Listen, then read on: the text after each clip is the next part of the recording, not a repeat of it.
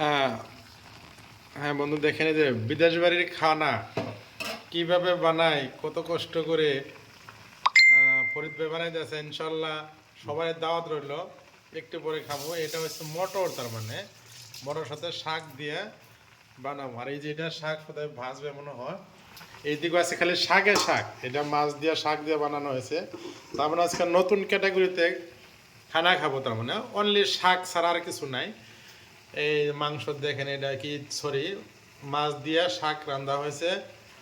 আর এটা এখন মটর সিদ্ধ করতেছি, এটা একটা সবজি বানাবো আর কি।